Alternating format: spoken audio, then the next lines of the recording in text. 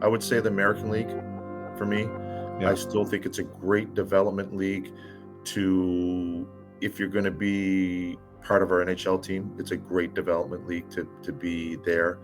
Are there players that should stay in college and are not ready for America? Of course there are. No question about it. But if you're telling me I had to answer now, it's in the American League.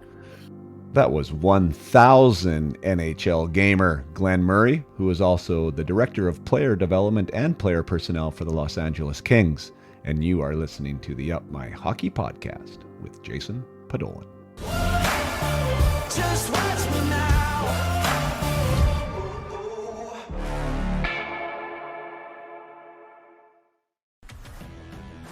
Welcome to Up My Hockey with Jason Podolin, where we deconstruct the NHL journey, discuss what it takes to make it, and have a few laughs along the way. I'm your host, Jason Podolin, a 31st overall draft pick who played 41 NHL games, but thought he was destined for 1,000. Learn from my story and those of my guests. This is a hockey podcast about reaching your potential. Hey there, welcome to or welcome back to the Up My Hockey podcast with Jason Podolin. I am your host, Jason Podolin, and you are here for episode 145. Almost going to hit that 1.5 century mark soon. Absolutely crazy. Never thought we'd be here, but we are. And what a great guest today for episode 145. Glen Murray and I crossed paths with the Los Angeles Kings back in 1998. When I got traded to the Kings, 1998-99. And he was good to me then, and he was good enough to come on the podcast today. Glen is from Nova Scotia, went to the Sudbury Wolves of the OHL for his major junior days. Was drafted from Sudbury to the Boston Bruins in the first round, 18th overall. And he went on to play for the Boston Bruins in his first year, split time between the Providence Bruins and the Boston Bruins, and never looked back. Continued on with a career that did not touch the minors again. He was solidified as an NHLer for all 1,009 games that he played there, regular season games. Tack on another 94 playoff games, and we are talking over 1,100 NHL games. What an honor, what a career. Like I said, started with Boston, got traded to Pittsburgh, where he was able to play with Mario Lemieux and Jaromir Jagr and Ron Francis, and like one of the juggernaut teams of the 90s. Got traded from there to Los Angeles, where he spent 6 seasons before being traded back to the Boston Bruins to finish his career for his last 6 seasons. Glen, in his heyday, was a 44 goal scorer, 48 assists, 92 points in 82 games as an NHLer. So he was a very, very solid player for a long time. Scored over 20 goals numerous occasions. And now is still playing, and I shouldn't say playing, is now still involved with the game with the Los Angeles Kings as a Director of Player Personnel and also Director of Player Development. So this is a great conversation. We talk about his time in the NHL, some of the lessons that he learned, and also what is he doing now to help players become NHLers. One of the words he uses again and again is patience. What a great lesson here for today's podcast. For all you players out there listening and all you parents, having patience with the development process, such a key piece. We also talk about a scenario where he was dealing with a coach who was hard on him, and how that moment in time was one of the biggest compelling factors in his career. And hopefully that's going to be another lesson for you guys to watch out for, about maybe there's something happening with you right now in a scenario where a coach feels like they're being hard on you, or maybe potentially being unfair. Can you use that in the capacity that I'm sure it's meant to be right now, and allowing you to be better, allowing you to learn pieces of the game that maybe you need to learn, or growing personal attributes within yourself that you need to have to become the best player that you can be. So lots of great lessons here, again, to be able to talk to somebody that has their fingerprints all over the Los Angeles Kings and their development model, to have somebody on the program that was able to play 1,000 games themselves, firsthand knowledge of what it takes to be a player, and now developing players into NHL players. Real special guest for us to have here. So without further ado, I will pass over to you my conversation with Glen Murray. Okay, here we are, episode 145 with old teammate Glen Murray. Thanks for coming on the program, Mr. Murray. No, thanks for having me. Of course, anytime. I appreciate it. Yeah, it was wild connecting with somebody back in your hometown that knew you. And anyways, and here we are. So really, really great that we can chat. So many connections, like as far as your history, what you're doing now. I think it's going to be a great conversation for my audience. And maybe we'll start back, Muzz, if you don't mind, like back where you grew up and Halifax and being from Nova Scotia.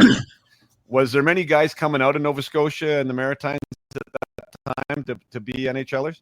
No, I don't think, not a lot. I mean, it was, that's the 80s we're talking about. Nowadays, it's the three of the best players in the league are from Nova Scotia, which is great. But, growing up in Nova Scotia was the Quebec League just kind of started with the Maritime Division. Mike McPhee, Cam Russell were the two of the players that Al McGuinness, three of the players that I remember when I was growing up in Nova Scotia. And obviously, I've met them along the way and great people. And I'm sure your next question leading into would be the next three guys from Nova Scotia, or probably three. It's obviously McDavid and that and a few other players, but Marchand, Crosby, and McKinnon are pretty special. Yeah, no, for sure. I was just wondering like what it was like as far as from your connection to the game, the NHL game, and when the dream for you was like NHL, like and that seemed like a real thing that you could maybe have a grasp on. Yeah, I think everyone dreams of it, right? They're playing, growing up in Canada, but it kind of seemed like far away because there's no NHL team in Nova Scotia. I didn't get to see it in an NHL building until I actually played in one down the road. Really? Yeah. Nowadays everyone gets to go into the buildings, but I was, being an hour from Halifax, no NHL teams.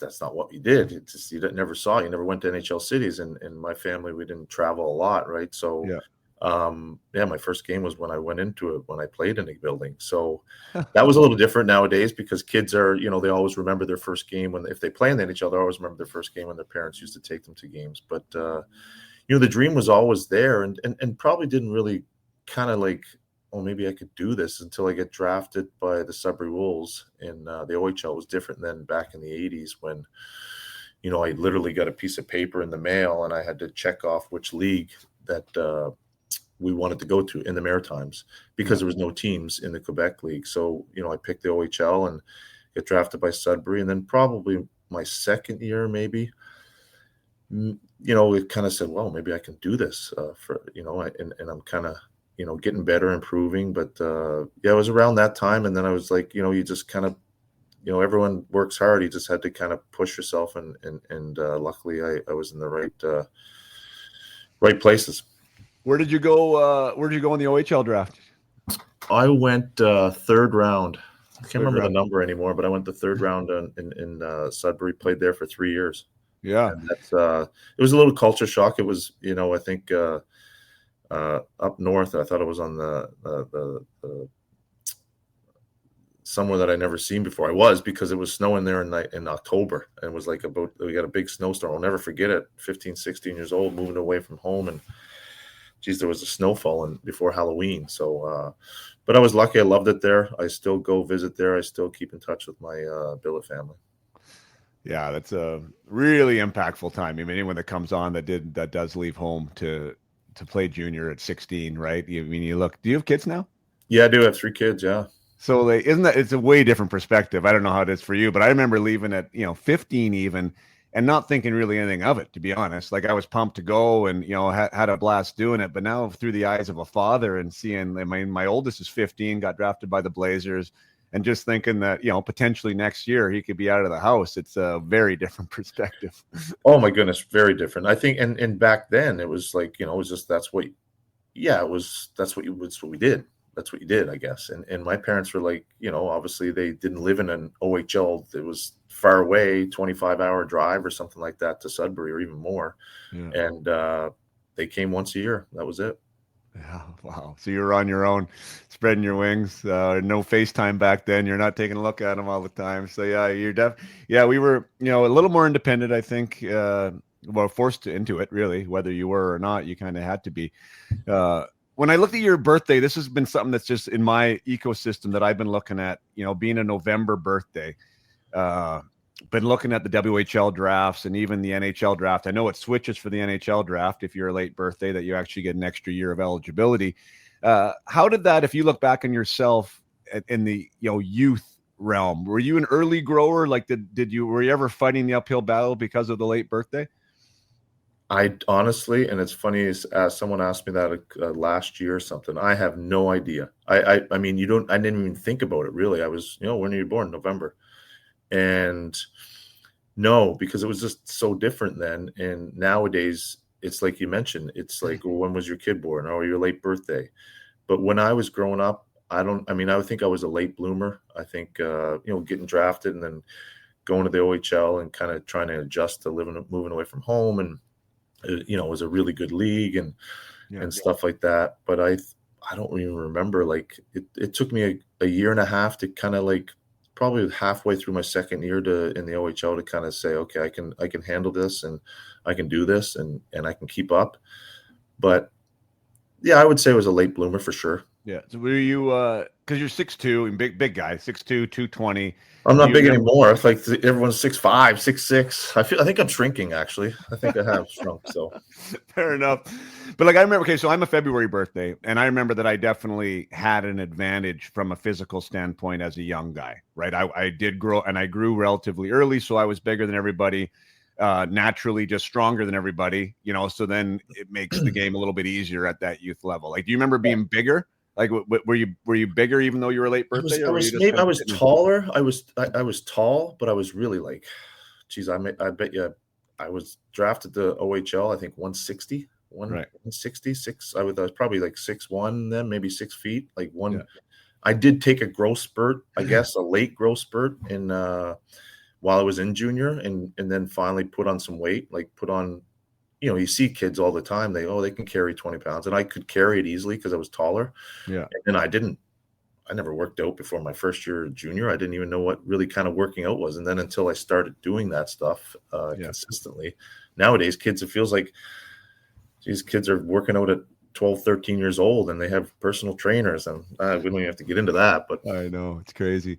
Well, yeah, I said to the last guest I'd interviewed, Brad Lukowicz, but I did some research in the WHL draft, which is obviously not the NHL draft, but still similar. And because it happens at 14 for the WHL draft, like that's a big maturity window, right? Like, as far as puberty and everything else goes. And it's wild because when I took the birthdays of that draft, 25% of the draft was from the second quarter of the year. 25% of the draft was taken in the third quarter of the year. But then the two ends of the first quarter and the fourth quarter is where the percentages shift. So only 10% of the draft in both years was from the last quarter of the year. So 10%. And that whole 15% that was missed went to for the first 3 months, right? So 40% of the kids that went in the draft was from the first quarter of the year. And I mean, to me, I thought that was really interesting from a scouting standpoint, and maybe interesting to you, right? Because there shouldn't be less talent available in the last quarter of the year. Like, these kids just haven't grown or haven't had the chance to develop, in my opinion, right? Like, that's sort of the differentiator. And obviously it's tough because sometimes as a late birthday, you haven't had the chance to grow. So maybe you're not in the right league even at that point because you're not getting spotted. And then there's a lot of, I don't know, it's a deterrent, I guess, for those kids. And they feel left behind. They feel like they're not quite there.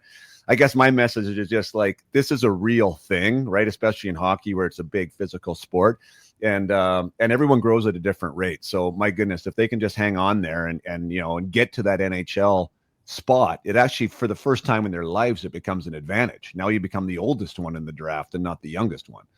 And it's all those points are, it's so true. And the hardest thing is to be patient with these kids. It is, I'm telling you, people like, oh, these Jimmy's no good or whoever's no good. They just slough them off. Be patient. If you see something in them, just be so patient. And it's hard because, like, WHL teams are trying to get the best players. They want to win. And I get it. I understand that. But you have to be patient when you're trying to develop these kids. And it's, you see it, I see it, the whole hockey world sees it. And sometimes it turns out, and obviously it's not going to work out 100% of the time, but being patient. It's hard. Yeah. It's very hard. It's very hard. It's hard with your own development too. It's one of the messages that I have just with kids is like, especially in this day and age, and maybe you've seen it for the time that you've been, in your position, but that instant gratification of, they're so used to having everything like right now, like we want it yesterday, let alone today. And we start talking about developing and thinking about what you're going to look like 6 months down the road. My gosh, that's an eternity, right? But really, like that is the way we got to start thinking. And when it comes to the mindset aspect of like, what are you doing today? So a year from now, we're going to be in a different spot, Yeah, I think that I love that because, certain guys just need to play. Like you said it earlier, they need to play in the right league. So it's okay if so-and-so plays in a AA and gets the reps that he needs to play because, sometimes they play in the wrong league and they play 2 shifts in a period, or they play 6 shifts of the whole game, or they don't play a game. So it's how do you develop if you're not playing?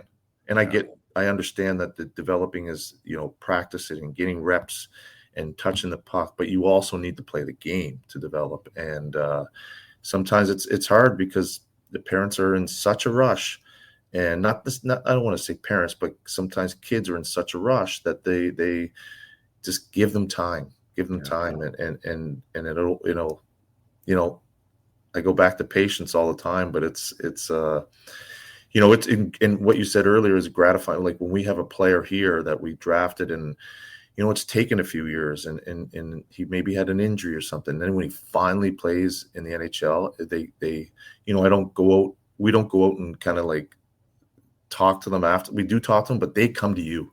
They come to you and they know how much time we put in with them when we drafted them, we visited them in the WHL, the OHL, Europe, or wherever it may be, college. And it makes you feel good when you helped out a certain kid, and maybe it's just a tiny little thing, but to make it live out their dreams. Yeah, 100%.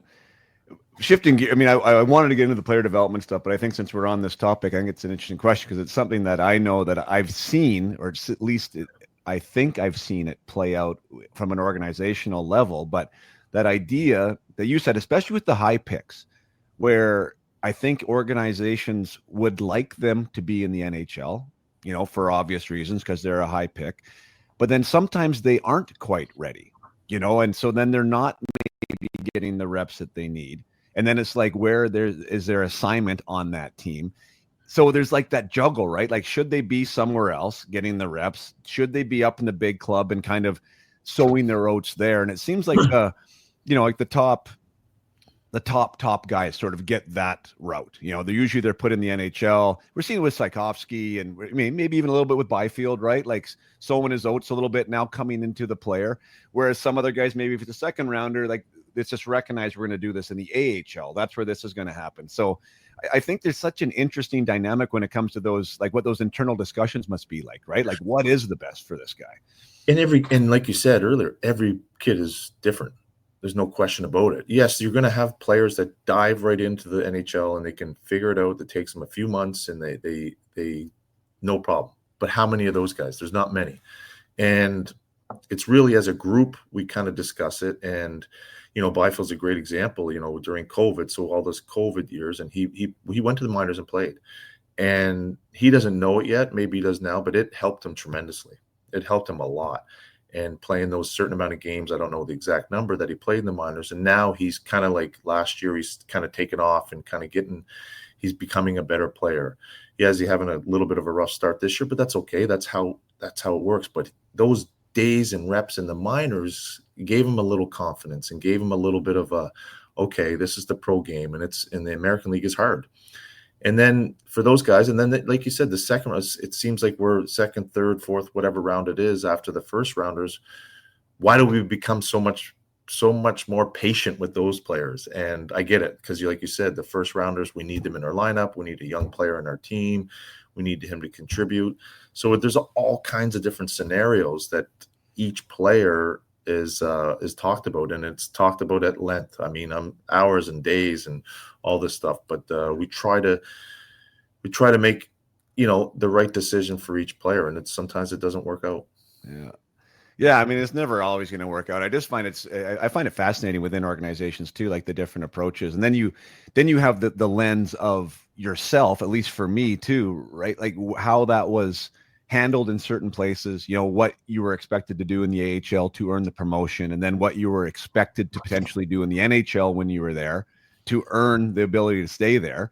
And then you can see in different organizations, well, maybe that same expectation isn't there, right? Like maybe you don't have to produce in your first 10, 15, 20 games. Like this is a little bit of a slower indoctrination into the league, right? Where some people you're supposed to expect to get it right now, or else you're back to the minors again. It's like, you know what I mean? Like it's very different across the board by how different players are treated and the runway and the opportunity that they're given.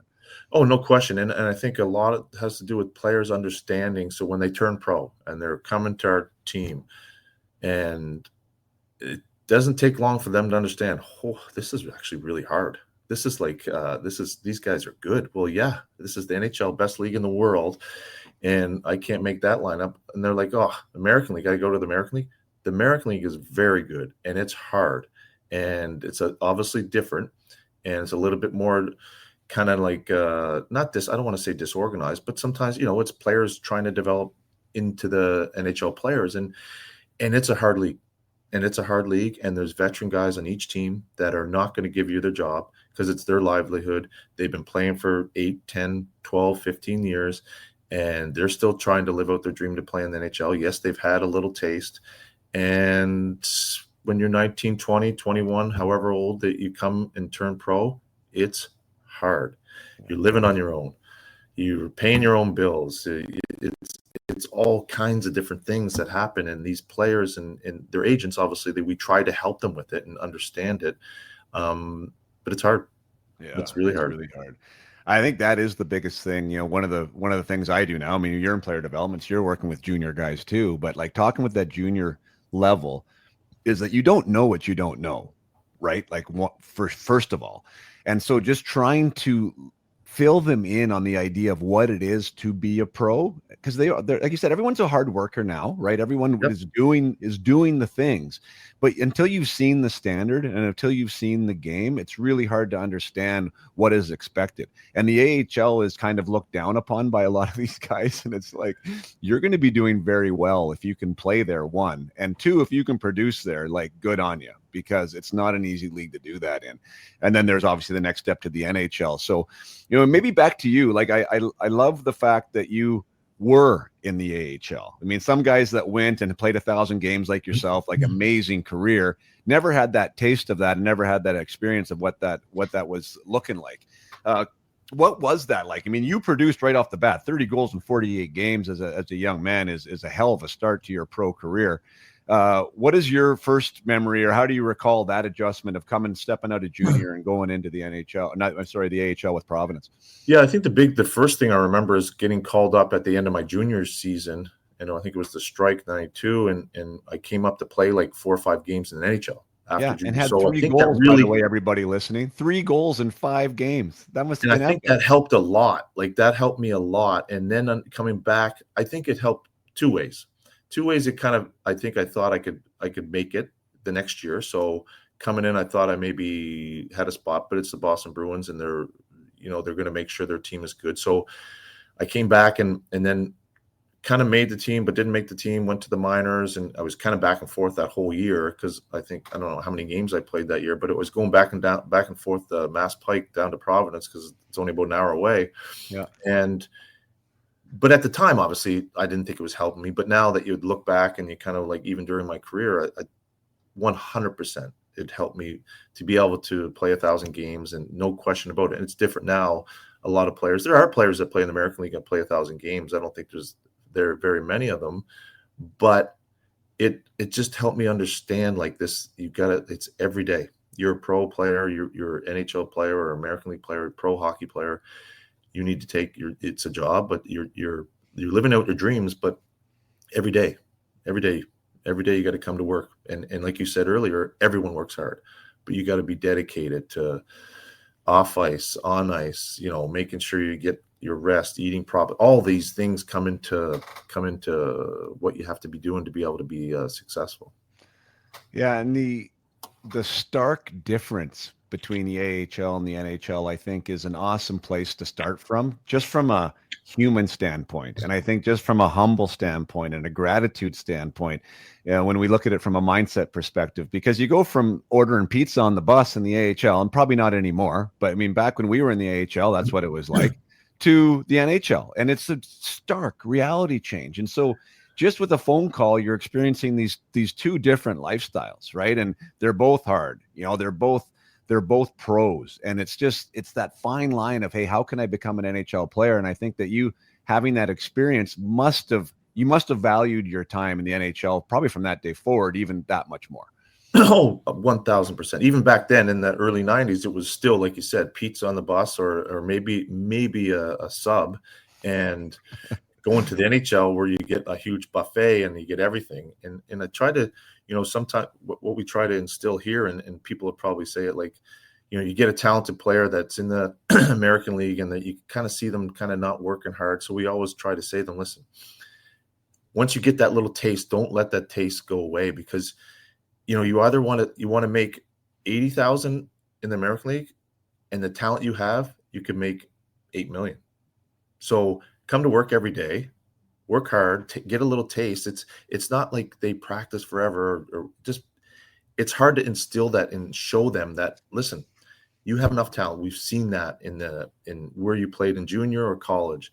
Bring that mentality to the NHL and grab one of those jobs that the NHL players have, and play hard every day and be committed to your craft. And some guys don't get it and some guys do, and they have great careers. Yeah.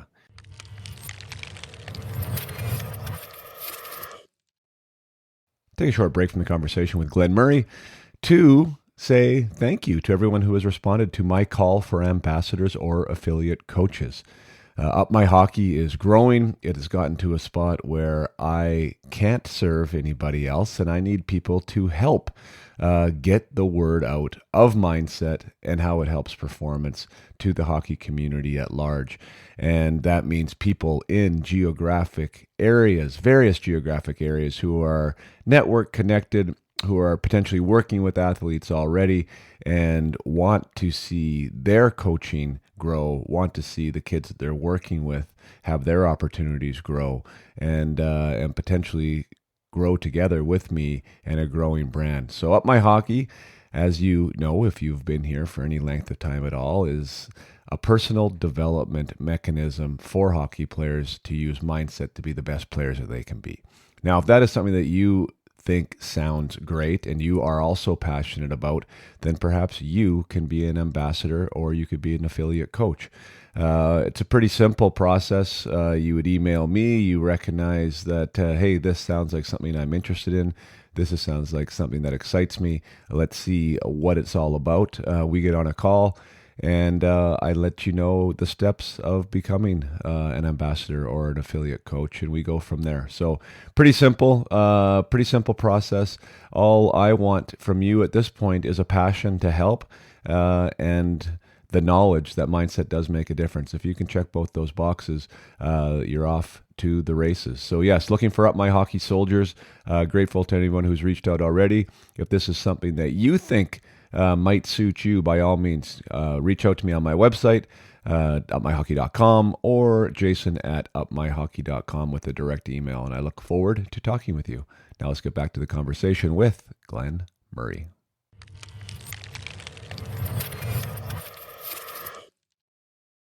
You said yourself, and I think that that's such an interesting place maybe to pause, and you said during your time when you were there, you didn't realize it at the time, and you didn't want to be there, but looking back, it helped you. Now, for you, it didn't hold you back because you ended up going to the NHL. But you've just said on the other side of it, you see guys right now that are resistant to where they are, and of course, they don't want to be in the AHL, right? We want to be in the best league in the world. Maybe we even believe we're supposed to be. How do we get that mindset to shift to play where your skates are and to really dive in and commit to that spot and be the best player where you can be? Yeah, that's a tough one, because as soon as you can get them to believe in you, like say for my staff and our staff, that we are actually looking out for your best interests. We want you in the NHL. We're not the coaches. We don't give you ice time, but we're going to help you as much as we can in everyday life and turning pro and being in the American League to get you to that next level. Once that player believes you that we are actually looking out for their best interest, you get them, and they kind of like you almost kind of like, they're like, okay, I got you now. And it's happened. It'll happen this year. It'll happen next year. It happens all the time. And as long as that's why development staffs and all the NHL teams are very important. I think it's very important. We first get a first introduction. I don't want to kind of get all over the place, but our first introduction is at the draft. So you get to meet them, and you're trying to build that relationship so they understand you when they do turn pro. They believe us that we are looking out for their best interest. We want to try to help them, establish themselves as an NHL player or get to the NHL, and really, it makes us. We get great pleasure of actually helping those kids get to the NHL. Like until they understand that. I know I'm repeating myself, but once you get them, yeah, it's gold. I do believe that is the key, and you haven't used the word, but trust comes to mind, right? Like that they trust you and the process. And if they don't trust the process or don't trust you, then there's a little bit of an isolationist aspect that comes on it. They have to take care of me, right? And when we're taking care of me, things can get a little bit discombobulated there. So I believe you're probably building that relationship, like you said, day one, right? So the idea is investing in the player that they trust you. How else do you go about that? Like other than FaceTime, how do you, and by FaceTime, I mean like talking to them, communicating. And when we're lucky, like I said, we're lucky here in LA that we've got a great staff, and Sean O'Donnell, Matt Green kind of make sure we look after the defense, and Mike Donnelly and Jared Stoll and myself and a couple other players will look after the forwards per se. So that relationship, day one, you introduce yourself, that's why we're always at the draft, and we introduce to them. If they're there, we kind of start that relationship. And I truly believe, and then you kind of try to get, they're playing in the OHL or Western League or Europe or the Liga League in Sweden or wherever it may be. And you kind of get them, you kind of start to go visit them, watch them play. And yes, obviously we watch them play, but the most important thing is creating that relationship off the ice and them understanding, like, we came all this way. We want to come all this way because we want to create this relationship with you. So when you do eventually come to us, when you do sign a contract and you do come to the American League or the LA Kings, that relationship is there, and they see that how much we care about them, because we have players all over the North America and Europe, and we have we're lucky enough that one of the teams, and I'm sure there's lots of teams that do it, but to go visit our players when they play, take them for dinner, whatever it may be in a certain city. And that creates that relationship and trust that they feel like, okay, these guys really care about us. Yeah. And I think investing in them individually, whether that be FaceTime, meals, discussions, but also in their game, I think would probably be something that would support them and feeling that they're investing in me and my best interest, which is something, and I don't know how you felt about it, but like something that I didn't feel as a player. Like I thought I was just playing and I was trying to produce, and if I produced, then I was going to get an opportunity. But it wasn't like, hey man, like we got to work on XYZ to help you, round out your game to the next level. I want you to work on this in the gym. I want you to work on this as a skill set. I think the game from a development aspect has dramatically evolved since the 90s. Is there individualized game plans for these guys coming up for you? 100%. How we want them to be able to play as an LA King, but we have to be, you kind of toe the line a little bit because they're still with that certain team. And, we always talk to the coaches. We always, wherever our player is, we always, text or email or phone the coach of that team, say, we're coming in to visit. Can we, we'd like to talk to them, and all these players have video coaches and personal trainers and all this stuff. So we definitely will go over their game, no question, but we have nothing. We will not talk about systems at all. Right. We'll talk about wall play and maybe hitting the net and different things like that, but we will never ever talk, because we're not their coaches, right? We're player development coaches, but we're trying to help them, for defensemen going back for a retrieval or making that first pass, and never ever do we talk about systems, because we have no control of their ice time and we don't know exactly what they're playing, what their coaches have planned. We always tell them, make sure you listen to your coaches, but make sure these wall plays and face-offs and all these things are very important. And once we try to introduce it at our development camps in the summer, to saying this is what we like to do, this is how we want to play in LA. But we always make sure that you have to listen to your coaches wherever you're playing next year. Always listen to your coaches and the systems, because there's a fine line, as I'm sure that you don't want to cross that line. We're here to help you any way we can. And the dealings I've had with coaches around the North America and Europe, they've been fantastic. They love sometimes they let us come on the ice to work on a face-off, or the defenseman Matt Green and Sean O'Donnell will work on retrievals and going back for pucks, and just different things like that. But you create that relationship with the player, but also with their coaches and their agents and stuff like that. It's not just, you think it's just one-on-one, but there's a lot of other, and their parents too, and their families. So there's a lot of different things. No, for sure. There's a lot. I hear that now from more than one person, that there is so many voices sometimes for these players right now. And one is like, can we get a consistent message, and who are they going to listen to if it's not consistent? Yeah, because there is a lot. When we were coming through, we didn't have all that kind of thing going on. We had an agent and your parents, and that was it. And these guys have they have their skating coaches, they have their they have their nutritionists, they have their they have all these sorts of things. So they have a lot of things kind of coming at them all at once. And we try to kind of simplify it a little bit, just for the on ice part and in understanding what it takes to be an LA King. Just maybe a note to everyone listening out there, and I don't want people to miss it. So here we are talking to Glen Murray, Director of Player Development of the Los Angeles Kings, who has drafted a player. And you have spoken very carefully about how you will talk to a player and not want to step on the team's toes or the coach's toes with what the message is being delivered.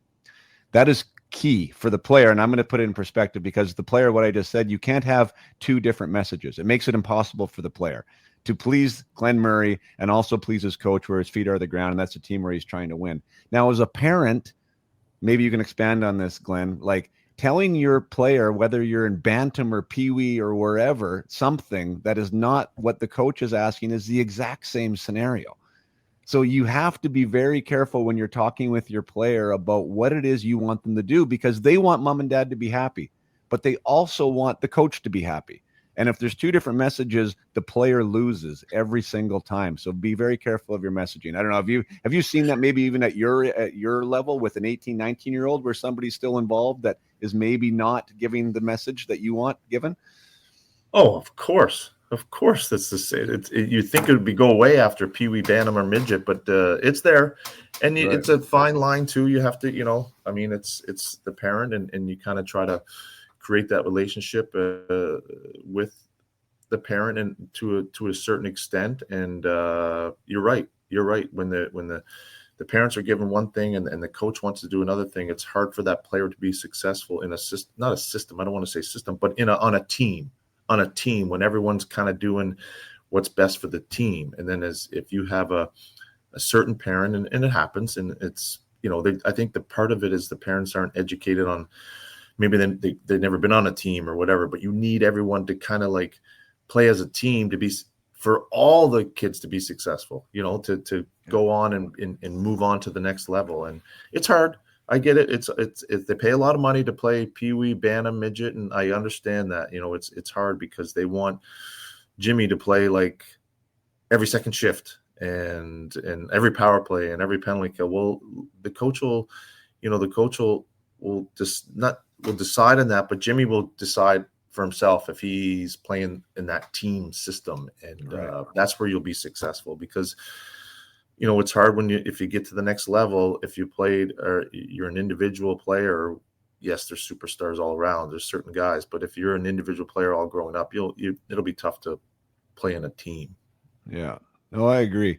The player identity is an interesting topic for me, and maybe we can start back with you and stepping from, like, let's say the AHL, where you were 30 goals and 48 games, to an NHL season where it's 18 and 81, or the next year after that 5 and 35, right? Like you're not playing top 3, top 6 minutes. You're probably not on the power play. recognizing that. So I guess my question for the player is like, one, we evolve through player identity. We can fulfill a different role in a team, and then we come to pro, and then we need to probably start in a different spot. The majority of people need to start in a different spot doing different things. How much of a problem is that for players that you see coming up, thinking maybe they need to be one thing or they can only be one thing, but yet you're asking them to be something else that maybe they're not quite comfortable with or haven't been asked to do before? Yeah, that's why it's a great question too, because that's where our scouts come in, and they're amazing, because there are players that have come through our system or whatever other teams that have gotten 100 points in junior. No problem. Can do it, no problem.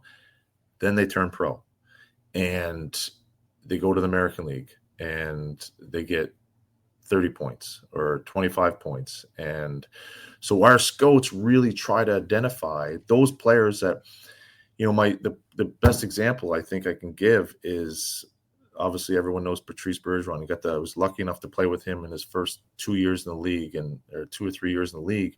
He came out of the Quebec League.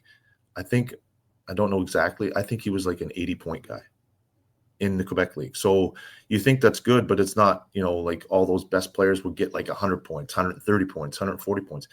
And look at the player he was, because he did the things the right way in the Quebec League. And when he turned pro, he understood what he had to do defensively and understanding how to play. He wasn't worrying about getting 80 points or 50 points or 60. He understood how to play the game the right way, because not everyone, there's players still out there that were playing junior that 150 points or 160 points or whatever it may be, and have a hard time adjusting to only, like you said, coming into the American League and, well, it's the coach's fault. I don't get enough ice time, and they get 20 points. But those players that kind of play the right way, that in the system for the team defensively, are the guys that are going to make it. Yeah. Yeah.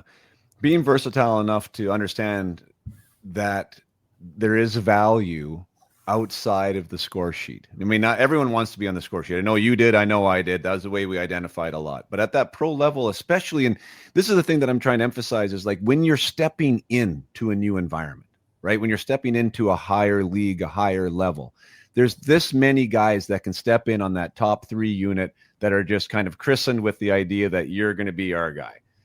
Everyone else needs to like take somebody's job, be reliable, be trustworthy, not miss their guy in the back check. Like the little things that maybe they've never even thought about doing before now become paramount to whether they're going to get another shift.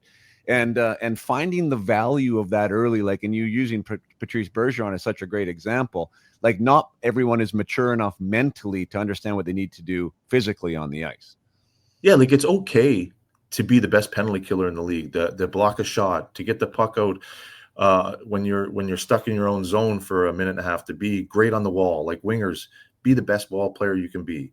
You know what? Be the best centerman. The coach, if you are the best centerman, and the coach is going to put you out there, 100%. We see it in the NHL all the time. You can call it watching a game. Okay, they're going to send so-and-so out.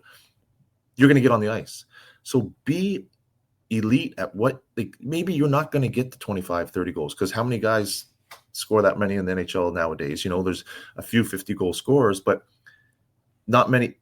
Be elite at blocking a shot or getting the puck out, or like we just went over, or being the best penalty killer, because all teams need that too. Yeah. The best teams have those guys that are on the team, and yeah, you want to score, and you do that, you'll get on the ice more. The coach will trust you. Make sure the coach trusts you to do this certain thing that is going to help the team. Those are important jobs. Really? Those are, you said it earlier, there's only a certain amount of players that can play in the top 6 or the top line or that first power play. There's a whole other team concept that you have to be able. Those players are valuable too. Very valuable. Very valuable. When it comes to you and your ascension into the NHL and starting off, as a solid Boston Bruin, your third year just sticks out statistically from the idea of having 5 goals in 35 games and 7 points. Do you remember that year? Was there some turmoil going on, some adversity that you had to fight through as far as mentally was concerned? I think that was the lockout year. We only played 48 games. I can't exactly remember. I don't know exactly. I think I had the one coach that I had, as I remember it, and this probably helped me too, was Brian Sutter, and he was hard on me, and probably what I needed to be able. I think that year, when I look back on it, and that year was probably the most important year for me, even though statistically it wasn't very good. But Brian Sutter kind of instilled in me that, you know, you're going to be done playing if you don't kind of dig in more, work harder more, do this and do that, and those things. And, you know, then I got traded away and went to other teams, and that's part of the, you know, that's part of it. But I always look back on that, and he was hard on me, no question about it. Probably the hardest coach I've ever had. And to this day, you know, we had Daryl here, and he knows that I had Brian in the back. They remember everything. And I run into Brian. I haven't run into him in a few years, but the first time I ran into him after I left him, he was coaching in Calgary, and he gave me a big hug, and I thanked him for teaching me those things back then that he probably never really realized. But that year helped me probably the most to be able to say, okay, I got to do this, this, and this to be able to stay in this league. And I was lucky enough to play, you know, 10 more years after that or something. When you say hard on me, can you like just talk to the players out there? Because, you know, not everyone's going to have a Brian Sutter, and I have no idea his approach, but a lot of times being able to receive information, feedback, critical information or critical feedback, it can be delivered a lot of different ways. And for players to hear it and absorb it and use it is really, really critical for their own development. And sometimes we don't get the message delivered the way we want to have it delivered, right? But so like maybe go back to that. And how was he delivering that message? How did you receive it, and how did you use it? You know, I think it was hard. He was just hard on me. Every single play, he was trying to instill in me that every single play is important. Every single play. And we just went over it. Face off, getting the puck out, you know, winning, say your centerman doesn't win that face up, but winning the loose puck, not losing your D-man in your defensive zone, like all these little things. And it was an everyday thing, no question. But at the time it was hard going through it and this and that, you know, like when we'd skate, there's one story that I always tell when we skate. It's at the old Garden. Thank God. It was a little smaller building, but whenever we would get skated hard, you know what they used to call it. Yeah. It was always, we're going to stay here until he would say my nickname and say Muzz is till Muzz starts skating hard. So those were the things, but it was like, okay. And I did skate harder, and I was still skating as hard as I could, but he instilled in me, and the guys came over to me. I don't know if he was doing it on purpose, but you know, the players would come over to me, great job. But I was going as hard as I could. And I think it kind of just, I took it in a way at the time, maybe I was, you know, pissed or this and that, but after you look back at it, he really did instill in me like not that I didn't have the work ethic, but even more so to be able to play 1,000 games. And he, it was, I took it in a way that, you know, you got to work harder, but everyone works hard, but you have to work smarter and make sure all these little things are very, very important to have a career in the NHL. Yeah, it's the event. I just had a coaching call last night with some players that I'm working with, and we were talking about the event, right? Whatever the event is. And so for you in that moment, it's like the coach singling you out in front of everybody as being the guy that needs to work harder. That can be perceived a massive amount of ways from the player that's getting talked to, right?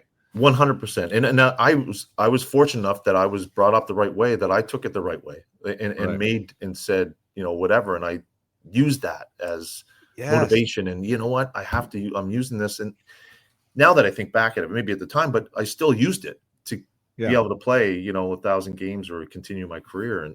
And I always remember that. But you're right. Every player or kid or whoever could take it a different way.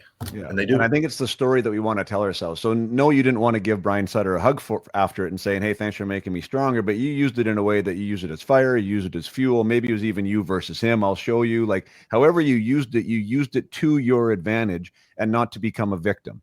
And I think that's like the thing that I like talking to players about is like, it's your story. The event is the event. How are you going to use that event to make it a powerful story for you and your development, right? Either you can be the victim or you can be empowered in that situation. And I think that like there's so many moments as a hockey player, right? Like there's so many moments where you can be the victim or you can be empowered. And the more you can put yourself in that position of confidence, empowerment, my gosh, like the better your chances are. Oh, no question about it. And like one thing I forgot to say there is when I'll never forget it when he was coaching Calgary and I was in LA or Pittsburgh. I can't remember what team. I think it was Pittsburgh. I got traded there for a couple of years, and he came and told the trainer Brian's out there to say hi to you.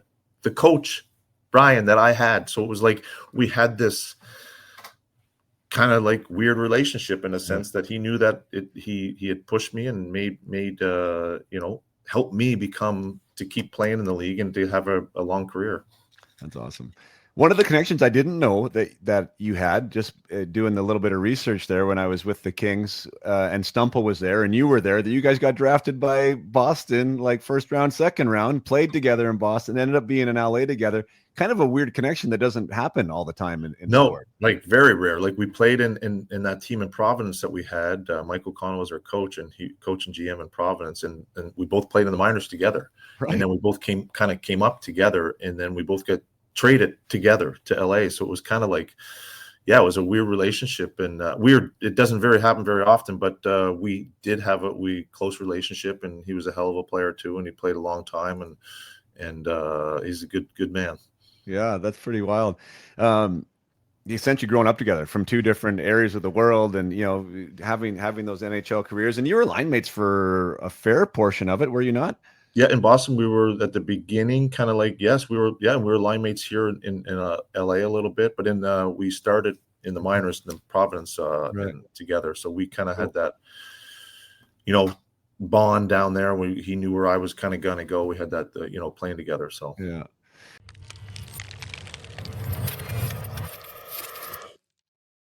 Just going to take a short break from the conversation with Glen Murray to chat about the UMH 68, the Up My Hockey 68.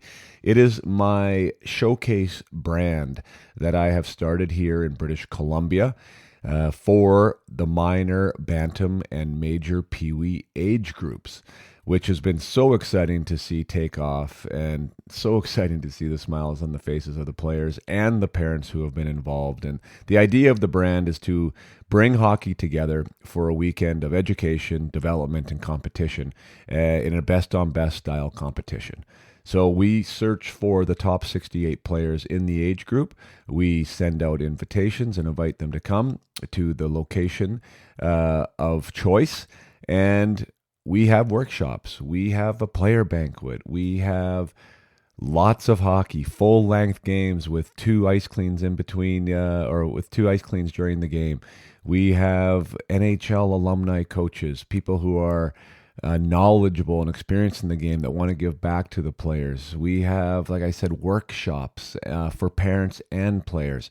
So you will be put on a team if you are lucky enough to be invited with other players in your province, many of whom you've never played with or potentially even against.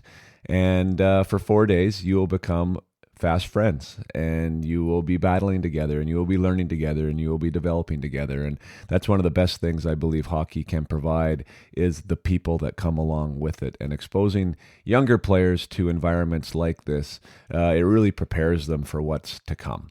You are going to be in dressing rooms, and you are going to be uncomfortable when you first get there, and you are going to have to figure out ways to play your best hockey. And yeah, so it's about the journey. The Up My Hockey 68, the UMH 68, really encompasses everything Up My Hockey is about. It's about trying to be your best. It's about being your best in the biggest moments. It's about the development path and what hockey has to offer you as a holistic person. And we develop the person behind the hockey player. And there's lots of smiles, and there's lots of fun to be had. We treat the players like pros. The dressing rooms are dialed in. The experience for them is really special and unique, and it's really been something that's it's been blowing up, and it's been blowing up in the sense that, hey, yes, we are expanding. I will be in Alberta. Canmore has just been confirmed for the Alberta 2012s. Martinsville in Saskatchewan has been confirmed for the 2012s in Saskatchewan, and Brandon, Manitoba will be hosting a 2011 event. Which can all be found out on my website. So if you are listening to this, if you are in Western Canada, I'm speaking to my Western Canada listeners, and you have somebody in that age group, by all means, check out the Up My Hockey website. Check out the UMH 68 Invitational. Get your name on the watch list. That means that, hey, we believe that we are in the top 68. We would like to come to this event. You can also make referrals for other players with the watch list. And yeah, get the word out there because we are coming in 2025. Super exciting time for Up My Hockey and the Up My Hockey 68. It is a one-of-a-kind competition and really excited to bring it to a province near you. So get the word out. Check out the website for the watch list. And yeah, there'll be more to come. Now let's go back to the conversation with Glen Murray.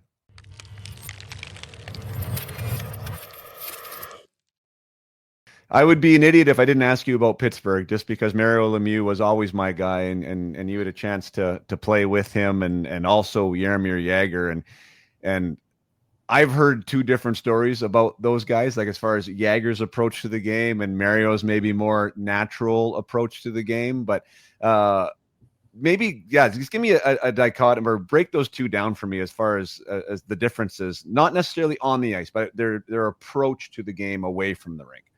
Yeah, I think it was obviously I was there for 2 years, so I got the two great individuals. Like I've seen Mario since the past few years, and this and that, and Yogs, two special players, like elite top players that have ever played the game, no question about it. Well, they could do some things that you just knew, like it's just totally different. Like Mario was like, Yogs was like, he had to have all these other distractions to come and play great. It was the weirdest thing. But then certain times or certain games, Yogs was like, if he was there early, if he was focused and had all all his certain stuff done early, he was going to have a big night. It was insane. It was incredible to see and witness what he could do on the ice when he was motivated.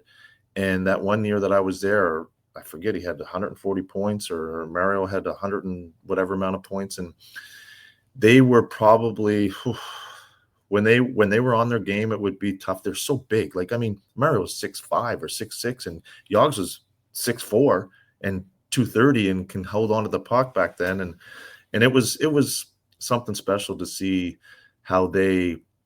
I was at that game. I was still on the team. Well, on the team when Mario got 5 goals that one game, all different ways.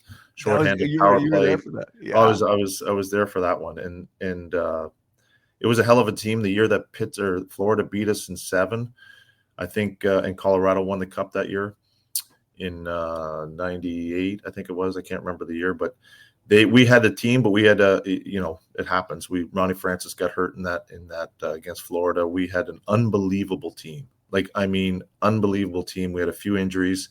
Not that we would have beat Colorado. I think we would have given them a good series, but these two guys, something special.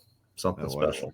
Yeah, that was my first year pro, and I just got called up from Spokane. So I was actually on the ice with Florida, when, like, in Pittsburgh, I wasn't playing, but I was, in a t-shirt.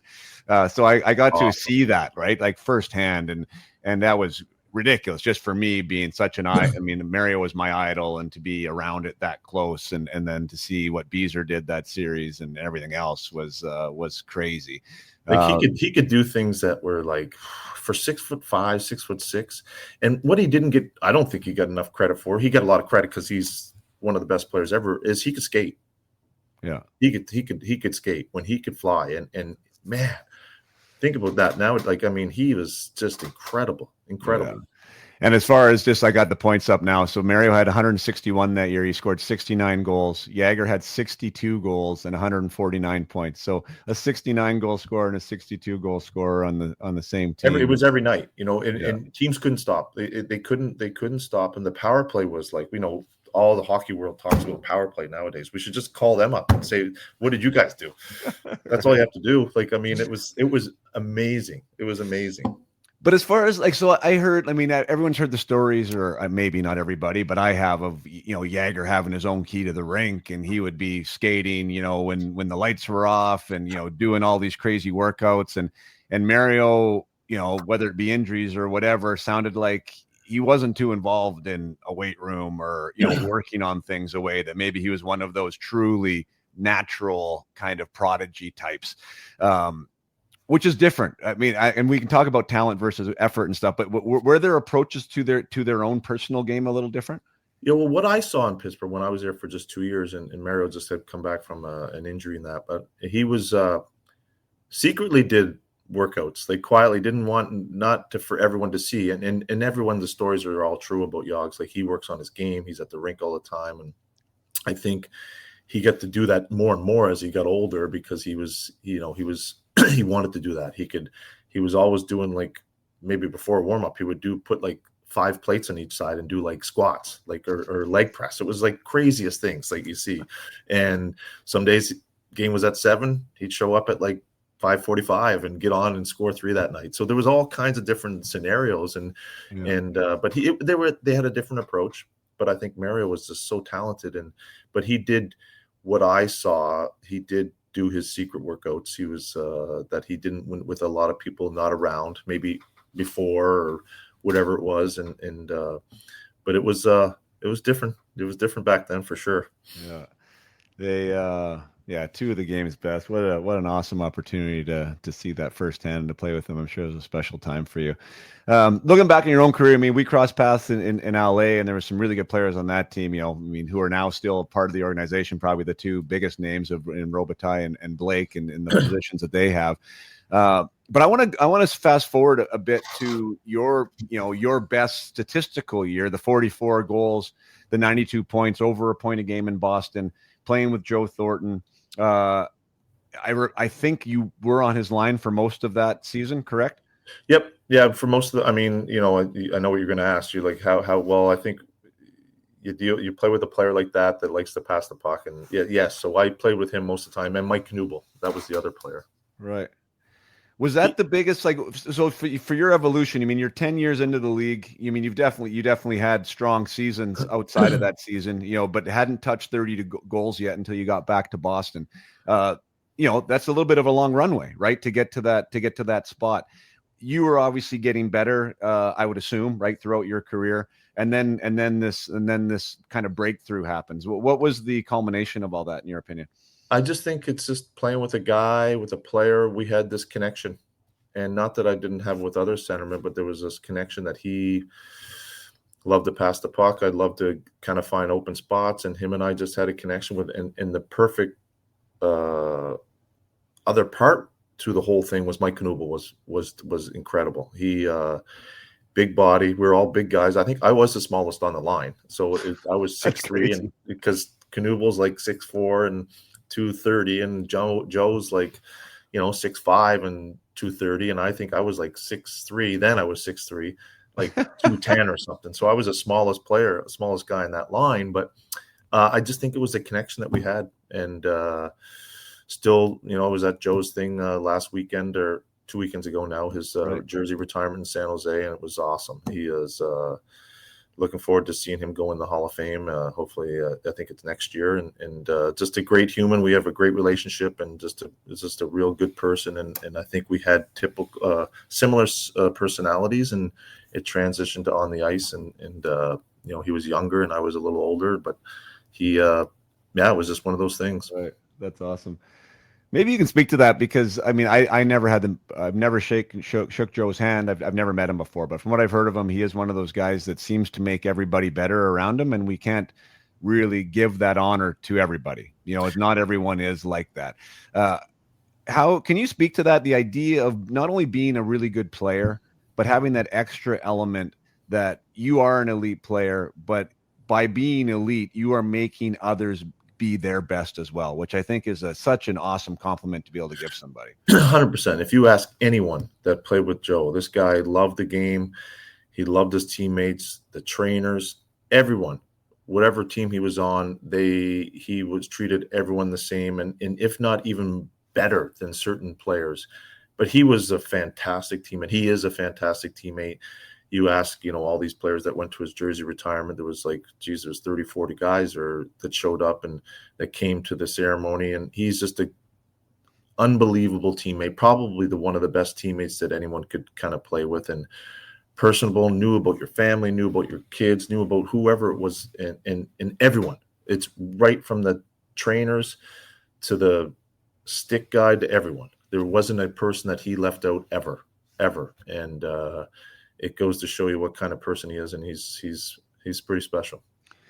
So there's a aspect, and one of the things that I talk with my players about, and I think it's a really strong message, is the idea of, I mean, you talked about the on ice portion. So there was a chemistry there that he was making you better by allowing you to have the puck, right? He'd get it to you in spots where you were at your best, being able to shoot it. Now, I also believe, and you've spoken to it already, but I'd like to expound on it, the idea of making people better inside the locker room and during practice, and how making people feel comfortable, making people feel good about themselves is another layer to that. Can you speak to that? Like how you can make someone better away from the rink? 100%. Like players know, first of all, when things are going on. So say the coach is hard on like a player or whoever it may be. A coach would be hard on Jimmy that day. That player, the leader of the team, should make sure that you go talk to Jimmy or talk to that kid and they say, hey, good job today. The coach was on you, but you worked through it and you battled through it, and you're going to get your time. You're going to play more. You're going to do this and that. And maybe, I mean, I know we're not talking about Pee Wee Banner, but maybe take that person out for dinner or for lunch or something to make sure that he feels a big part of the team, because it goes a long way when someone sees what was happening with that player that day. The coach might be on that player for maybe a week or a couple days. Make sure he still feels part of that team, and go out of your way to make sure, let's go for lunch, let's go have a beer or whatever it may be, to understand that we care about you. We see it happening. We know the coach is hurting, but we care about you. So we're a team here.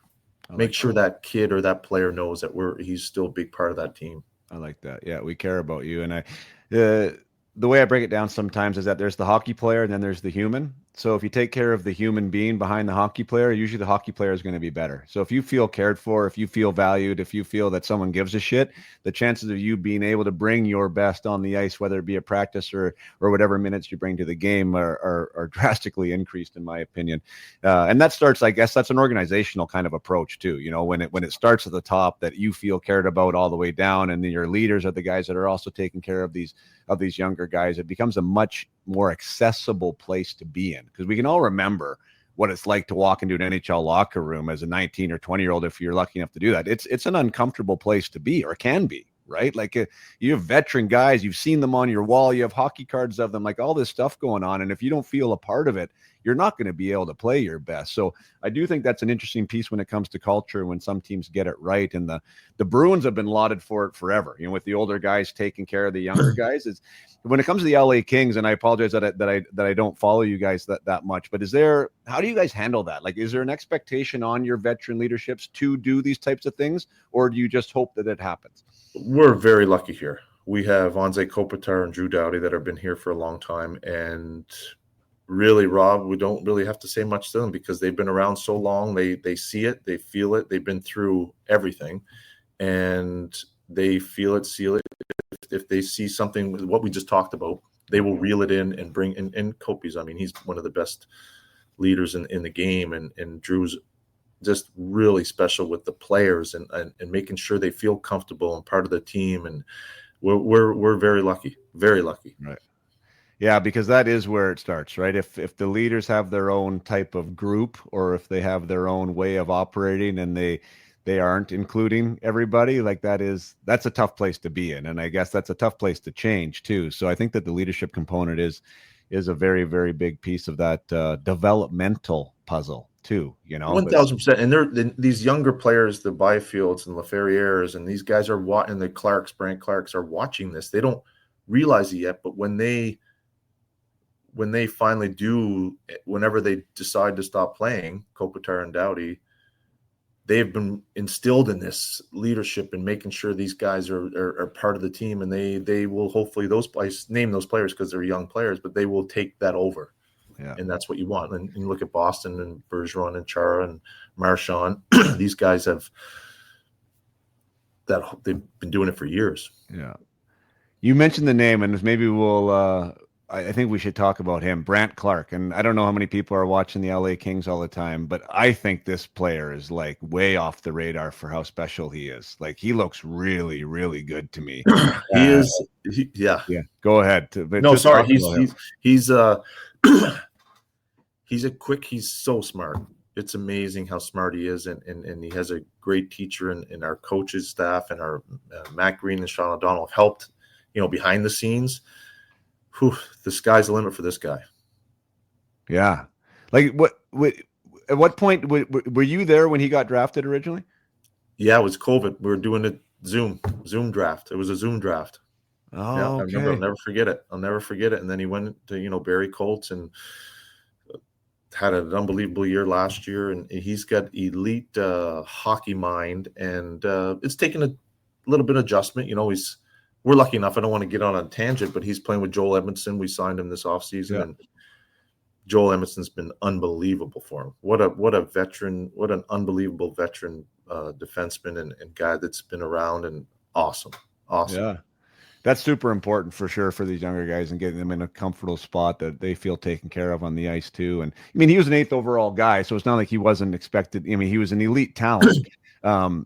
But it's just like even what he did in the AHL, right? Like almost a point a game there, and now he's stepping into the NHL game. And like to me, like he's one of those guys that, from an optic standpoint, he just looks different. Like the way he's joining the rush, he's doing the small things really well. And I just think that you got a really special one there that might be on more of a public radar here in not too long.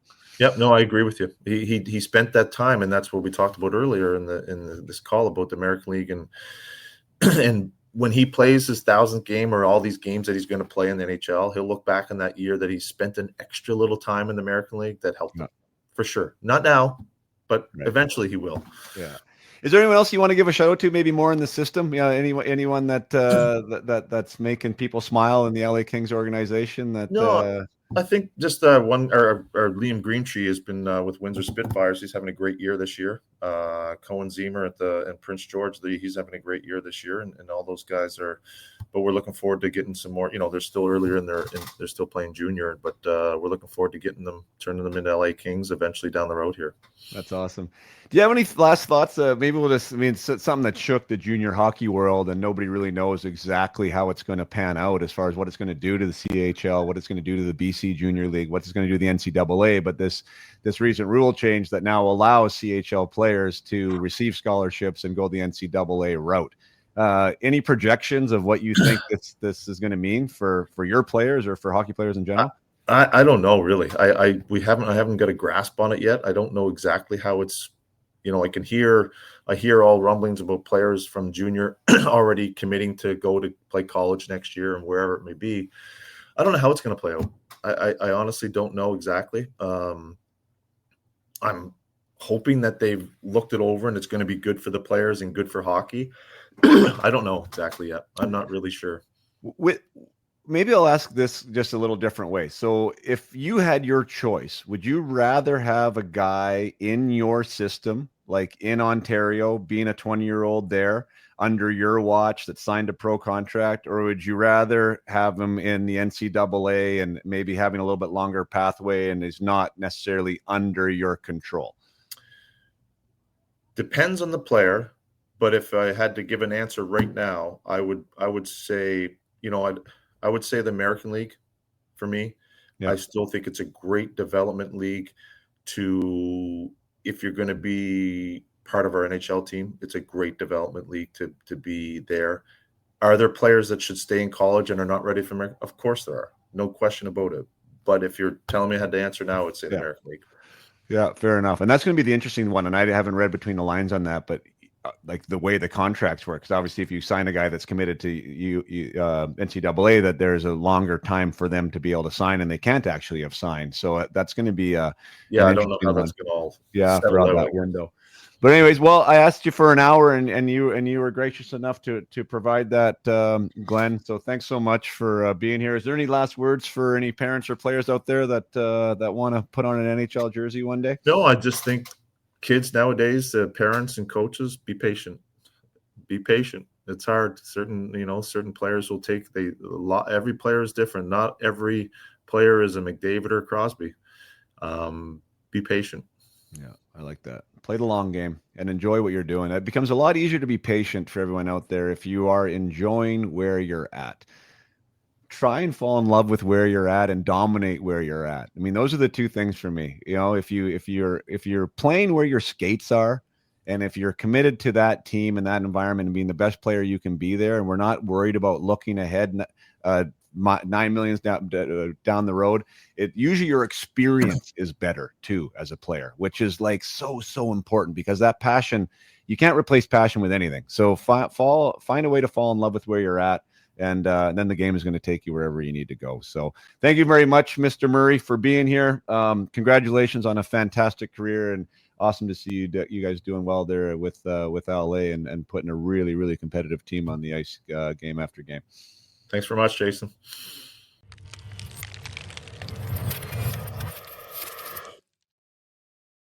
Thank you for being here. Thank you for listening to my conversation with Glen Murray. I really enjoyed that conversation. A good old Maritimer who has done great things in the hockey world, a 1,000 gamer himself, and has continued to stay a part of the Los Angeles Kings organization and that great development staff that they have there. The Kings are recognized for being able to bring players along, help them become the best players that they can be. So they are doing something right over there in Los Angeles. So lots of lessons from today. I'm happy that you were able to listen to them. I'm happy you were able to share all the stories here at Up My Hockey, whether you're a first-time listener or you're a repeat listener. It has been fantastic to be able to grow the podcast with you, and hopefully there's many episodes to come. So till next time, play hard and keep your head up.